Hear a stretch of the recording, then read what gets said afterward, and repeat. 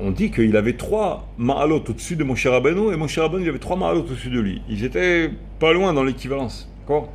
Il avait une prophétie, il voyait des choses. Il savait exactement le moment précis où Akash Baruch Hu, il était en colère. C'était un moment très très... Et c'est là qu'il essaie de faire entrer sa malédiction. D'accord. Au moment où il y a la colère, sur l'élan de la colère, l'inertie de la colère, etc. Et quand il a maudit, il a essayé de maudire Am Israël, Akash Baruch Hu, il lui a fait entrer d'autres paroles dans sa bouche.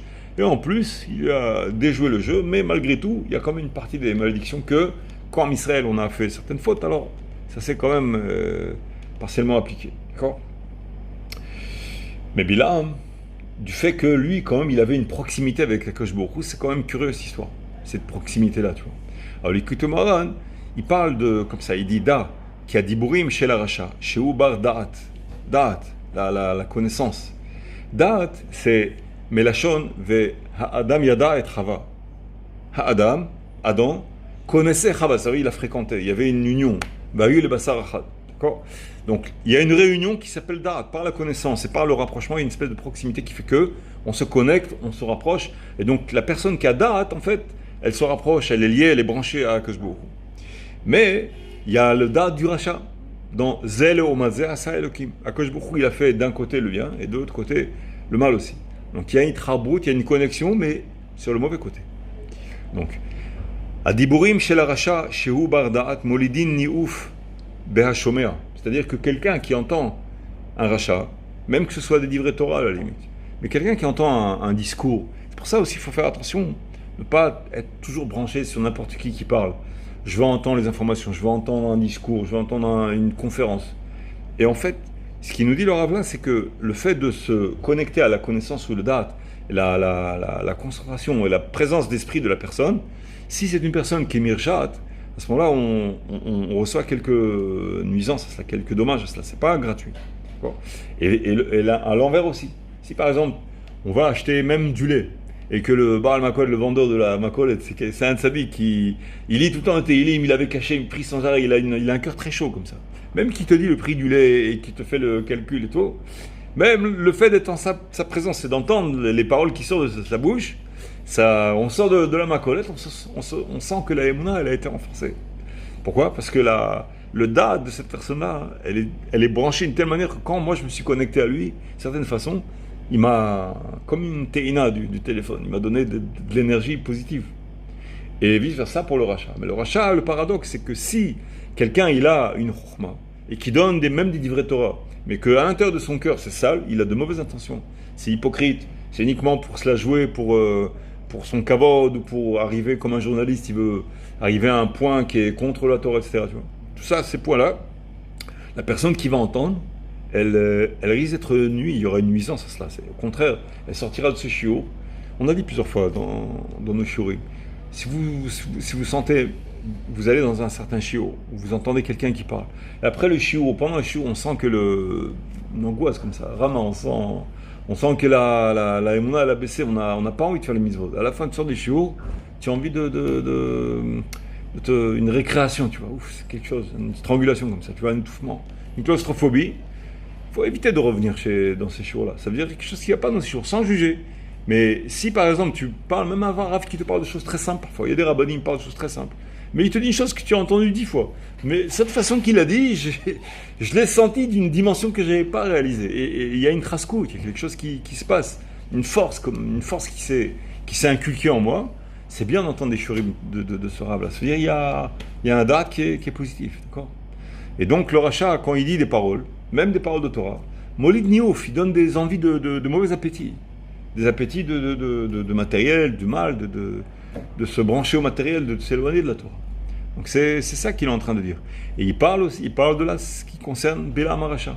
Même que Bilam Aracha, il disait aux Moavim qui sont venus pour louer ses services de malédiction, il dit non, tout ce qu'il dit Hachem, je le fais. Il parle comme un grand Ira Hachem. Il a été par là, Hachem lui a dit tu ne vas pas. Il dit non, Hachem a dit je vais pas, de ne pas y aller, j'y vais pas. C'est-à-dire à l'entendre, on a l'impression qu'on ne comprend pas. Quand tu vas dans les psukim, tu entends le discours de Bilam.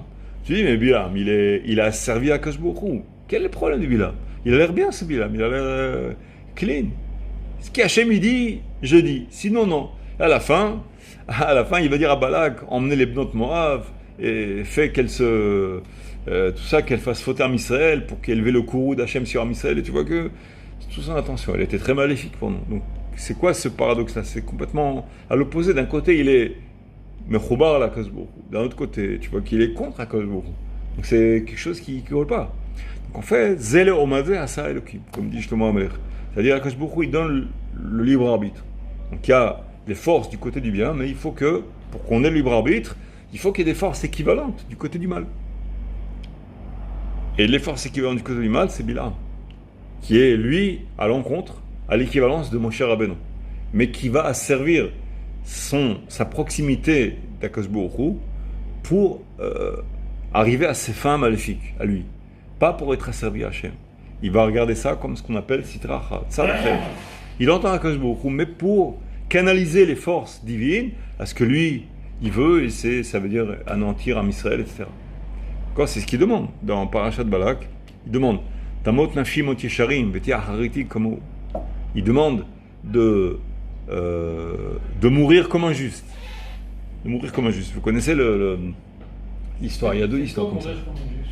C'est ça, Or HaChaim et le Harizal, ils ramènent deux histoires comme ça. Le Or HaChaim, il a donné une fois un chiot. Du temps d'Or HaChaim, il y a peut-être quelques centaines d'années. Et il y a parmi eux, donc ceux qui ont entendu le chiot, il y a quelqu'un qui était un Avarian, qui faisait des graves fautes de la Torah. Il a entendu le Or HaChaim, ça lui a déchiré le cœur. Il a senti que... Il a attendu que le Rav il soit tout seul, il a été lui parler. Il a dit, il faut que je fasse... Tu m'as déchiré le cœur, dis-moi comment je fais tchouva.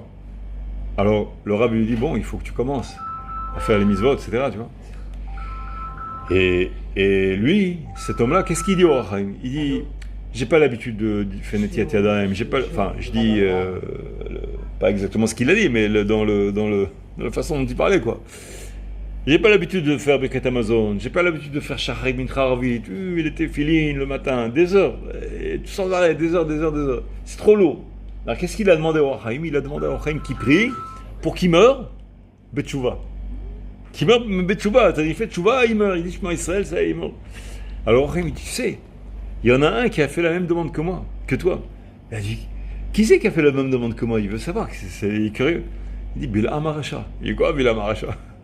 Il dit, Bilam Aracha, il dit, Tamot nafshi mot reshaim, betia hariti kamo. Il a demandé à Hachem de le faire mourir comme un juste. Mais, mevakesh sachar kepinchas, ose maaseh zimri. C'est-à-dire, il veut faire le mal. Mais la dernière minute, la dernière heure de sa vie, il fait tchouva. Il veut faire comme ça, tu vois. Alors, il y a des gens, ils veulent faire tchouva. Mais leur rêve, c'est quoi? C'est de monter dans un hélicoptère Apache comme ça, guerrier de Tzal, tu vois, et se jeter sur Hamas, et les déchirer, et mourir là-bas en grand héros, tu vois. Et donc il va donner sa vie pour libérer les prisonniers et tout, tuer les Réchaïm. Mais tout ça, c'est inesquive, faut pas qu'il fasse Birkat Amazon, faut pas qu'il fasse Shacharit, il a pas la force, il a pas la patience, mais il est prêt à mourir. Alors Chaim dit, il y a Bilam qui a demandé la même demande que toi. Laisse-moi vivre toute ma vie comme je veux, à la dernière minute, il fera tchouva. Comme ça, le sourire jaune déjà, tu vois. Et il dit non, ça marche pas comme ça. Ça marche pas comme ça. Tu n'es pas ici pour vivre la vie comme tu veux, et après tu fais tu donnes 1 heure de tchouva, et voilà, c'est tout. Ça marche pas comme ça. Et qu'est-ce qu'il va faire à Akadosh Baruch Hu de ton cadavre? Qu'est-ce qu'il va faire des cadavres pour remplir le cimetière? Qu'est-ce qu'on va faire avec les cadavres dans le cimetière? Il veut que tu vives dans la Torah, pas que tu meurs dans la Torah. Que tu vives dans la Torah. Torah Traïm, pas Torah Tmavet. Qu'est-ce qu'il a à faire d'un mort qui fait tchouva comme ça? Il fait tout ce qu'il veut, il kiffe, il va à un truc machin, discothèque, à la fin il dit je fais tchouva. En plus Rambam il dit Omer rachato ve'ashuv lo notnim biado la tchouva. Alchot tchouva, Rambam. Il dit celui qui dit je vais fauter et après je vais faire tchouva. C'est ça, ça ressemble à ça. Il dit laisse-moi vivre ma vie et je ferai tchouva à la fin. Mais quand il fait sa faute, il attend, il sait qu'il y a le parachute de la tchouva, donc il se jette du dernier étage. Mais au moment de s'approcher du sol, il prend le parachute pour pas que s'écraser, la tchouva. Donc s'il n'y avait pas de parachute, il jetterait du dernier étage. Je crois pas. Non. Donc, en fait, grâce à quoi? Qu'est-ce qui le pousse à faire les fautes? C'est la tchouva, entre guillemets. Le fait qu'il sache qu'il y a la tchouva, c'est ça qui lui donne la force de faire les fautes. Alors quand quelqu'un il abuse de quelque chose, qu'est-ce qu'on lui fait en fait? On lui confisque. Alors Hachem dit, tu as abusé de la tchouva, on va te confisquer la tchouva. Alors Ahato ve'ashuv, celui qui dit je vais fauter et ensuite je vais faire tchouva, on lui confisque la tchouva. C'est lourd ça, la confiscation. Comment? C'est caverne, hein. Oui, c'est grave, c'est prémédité. Donc en fait, paradoxalement, celui qui fait la faute, mais sincèrement, c'est-à-dire au moment où il fait la faute, il veut faire la faute. Après, il se dit qu'est-ce que j'ai fait? Et là, il fait un switch, il a chamboulé son esprit, mais pas il joue, comment on dirait, sur les deux, chez Noachlo. Il a 2 poids 2 mesures. Maintenant, il veut faire tchouva, alors il change de fréquence. Après, il a envie de faire une faute, il va changer de fréquence. Donc il est malin, entre guillemets. En plus, la personne, elle ne sait pas, elle peut, par exemple, mourir d'une mort subite et ne pas avoir le temps. Non. C'est ce que dit dans la Gemara, elle dit, les élèves, ils ont dit, le Rav, il dit, ta chauve, yom lifne motra, ta chauve, tu vois, yom lifne motra. Les élèves, ils ont dit, et comment on sait, qui sait, quand est-ce qu'il va mourir pour faire la tchouva la veille? Il dit, tu sais pas, alors fais tchouva chaque jour. Tu vois? Donc c'est ça qu'il dit. Donc c'est ça, mais celui qui dit, non, j'attends. Donc, il dit, mais vakesh, sachar chez le Pinchas Hatzadik, verotzel asot maaseh kezimri. Il veut vivre comme Zimri dans la Ifkerut. Et donc ça marche pas. Et c'est ça qu'il a demandé Bilam. Maintenant, on comprend mieux le pasuk dans Parashat Bilam. Tamot nafshi mot yesharim. Il veut demander à Hachem de le laisser mourir la mort des justes. Que sa fin elle soit bonne, mais le courant de sa vie, là il fait ce qu'il veut. Donc ça marche pas. Quelle prière il a fait? C'est une prière qui est pas d'accord, qui est pas cohérente.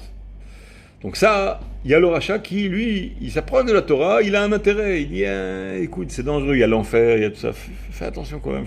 Il s'approche de la Torah, mais son intention c'est que de slalomer entre les fautes et de faire tchouva à droite à gauche. Tu comprends? Donc c'est des cas qu'il faut absolument éviter.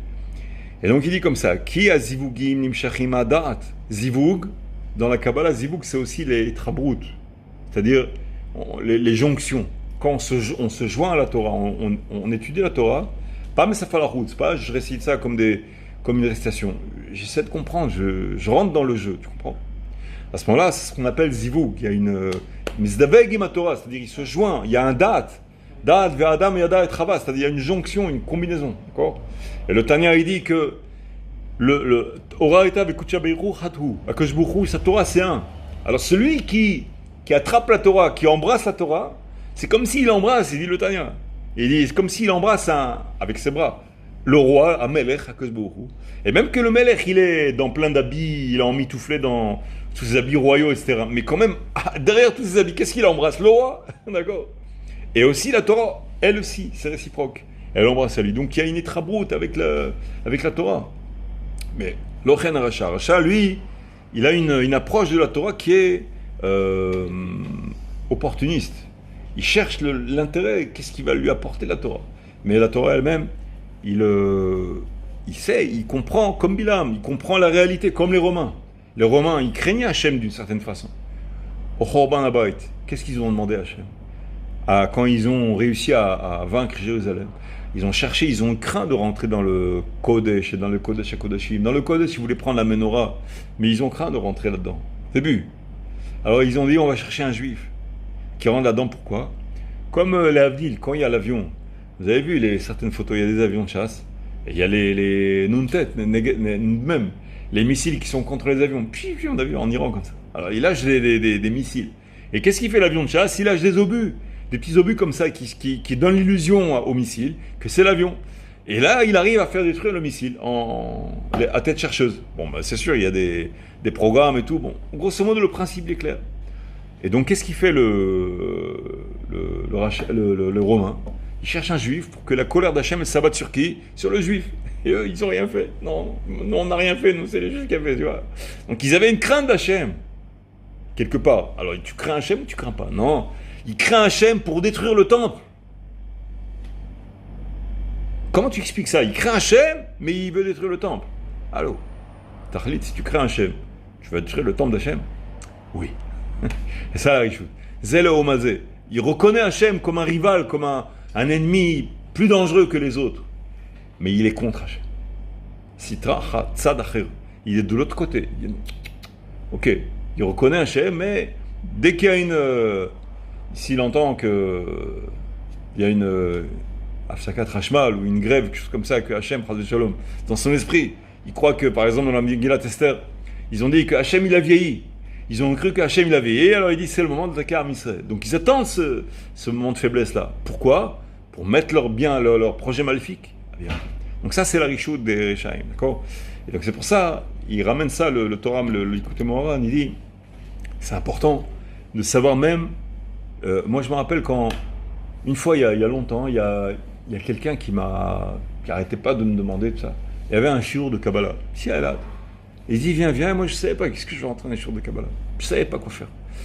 Il y avait Rabbi Eliyahu Ankri, Zatzal. Qui? Rabbi Eliyahu Ankri. C'est le cousin de mon père. Zatzal, il était, c'est un zaken de la Shiva de Kisarachan. Il connaissait personnellement très bien, il était proche famille du Rav Meir Mazouz, Zatzokal. Alors, je lui ai dit, tu peux demander au Rav Mazouz si on peut comme ça, et quelqu'un il me demande, il veut que j'aille dans ces shiur de Kabbalah. Je ne sais pas, c'est bien, pas bien. Il a dit, je vais poser la question. Quelques jours après, je le vois, il me dit, j'ai la réponse du Rav Mazouz. Il dit, c'est quoi? Il dit, le problème, c'est pas si tu peux étudier dans son shiur. C'est pas ça le problème. C'est-à-dire, si tu peux étudier, une personne peut étudier. Le problème, c'est celui qui donne le shiur de Kabbalah. Est-ce qu'il est raoui? Est-ce que lui, il convient que lui donne un shiur de Kabbalah? Parce que s'il ne convient pas, il peut faire une nuisance. Il peut te nuire. Est-ce que lui, il est raoui? Est-ce que lui, il est capable, il est bien, il est propre, il est clean, il a le niveau, il a tout ce qu'il faut?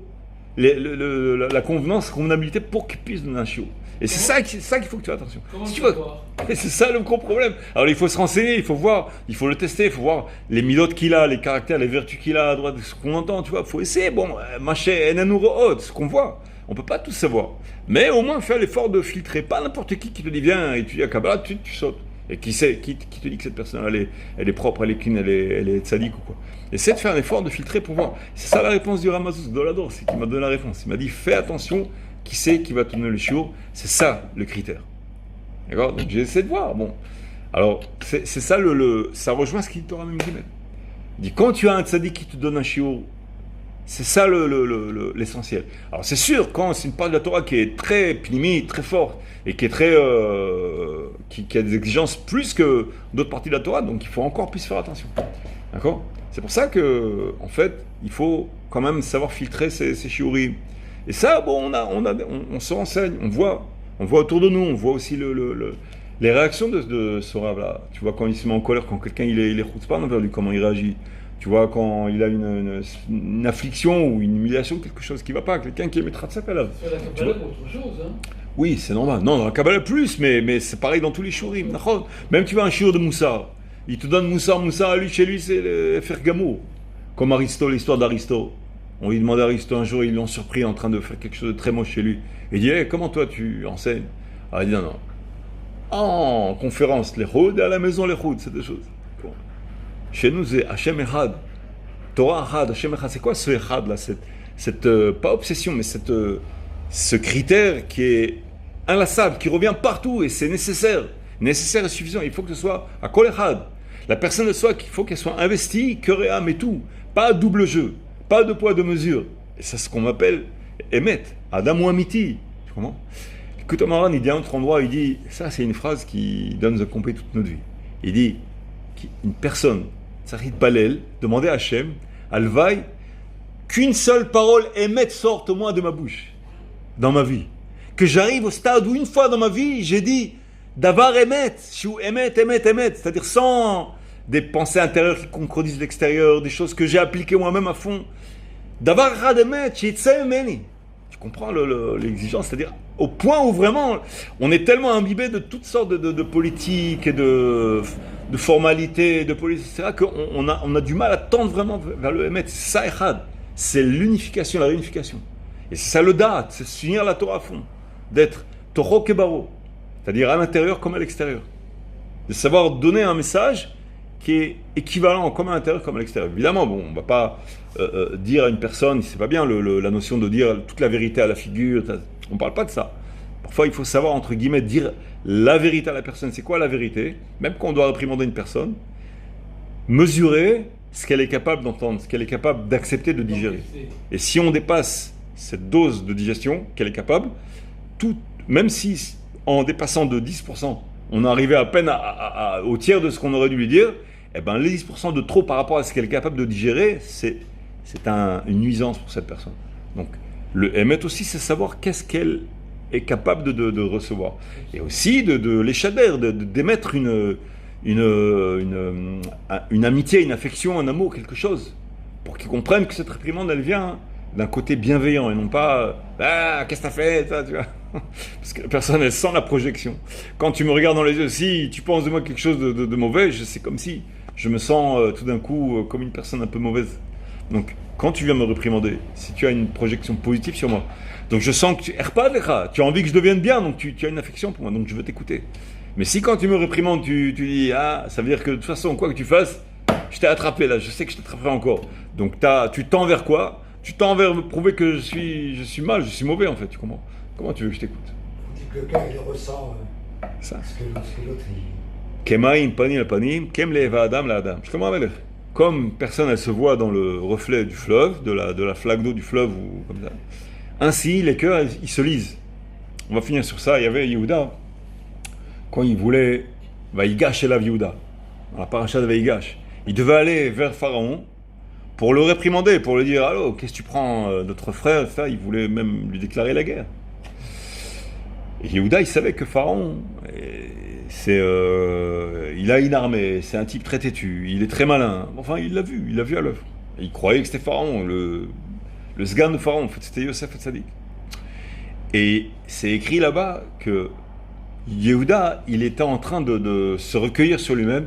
Il cherchait par force des vertus qu'il a repérées en Yosef, au Mishneh Pharaon, pour qu'il puisse émettre une certaine empathie, une certaine erpatiout, quelque chose une affection, quelque chose où il estime, une estime envers lui. Parce que sans cette estime, sans cette impression politique qu'il va émettre, il n'y a aucune chance que Pharaon l'entende. C'est écrit comme ça que Yehuda, il faisait un travail sur lui-même qu'il était hyper en colère contre lui. Il voulait le punir. Mais si j'ai aucune estime envers lui, quoi que je dise, jamais ça sera écouté. Alors pourquoi lui dire? C'est écrit comme ça. Donc nous, on apprend ça, que quand on parle à quelqu'un, si à l'intérieur de moi-même, vraiment, je tends vers le fait que je veux le relever, j'ai une affection envers lui, j'ai une amitié envers lui, là, il y a une chance de... C'est ça, en fait. C'est là un critère qui dit que quand on veut réprimander quelqu'un, est-ce que je suis raoui? Est-ce que ça convient que je réprimande une personne? Alors, il faut absolument être calme. C'est-à-dire, si je ne suis pas calme à ce moment-là, ben, j'attends. Il ne faut pas réprimander ça. C'est fini, je vais brûler l'allumette. Après, je ne pourrai plus réprimander. Enfin, je vais être grillé. Bon. Donc, attendre. Et si tu vois que ça passe pas. Ben, pas tour. Tu sais qu'il ne va pas t'écouter. Donc, celui qui sait Bevadaout, qui ne sera pas écouté, il n'est pas tour de la réprimande. S'il y a un safek, là, il faut faire un effort et le faire d'une façon bien. Et si, évidemment, il est sûr qu'il va être écouté, d'abord, c'est chayav, c'est le chortat, c'est mitzvah de réprimander la personne. Il n'y a que le cas où on sait Bevadaout qu'on ne va pas être écouté, qu'on est exempté. Kshem, shiesh mitzvah, la shmiya davar shenishma, kach mitzvah shelo lomar davar shelo nishma. Comme il y a une mitzvah de dire quelque chose qui va être écouté, aussi au contraire, si on sait que la parole ne va pas être écoutée, il y a une mitzvah de ne pas le dire. Sauf si c'est quelque chose de très grave de la Torah ou quoi. Mais stam, une réprimande courante ou quoi, non, ça on mitzvah de ne pas le dire. Sauf si c'est une mitzvah très grave de la Torah. La personne elle est au courant, elle sait qu'elle fait une grave faute, tout ça, bon là, c'est d'autres dynimes. Mais stam, pour réprimander que la personne a une conduite pas trop comme ça, il faut que ce soit fait d'une façon agréable et avec une réceptibilité. Shabbat shalom, Shabbat shalom, Shabbat shalom, Shabbat shalom,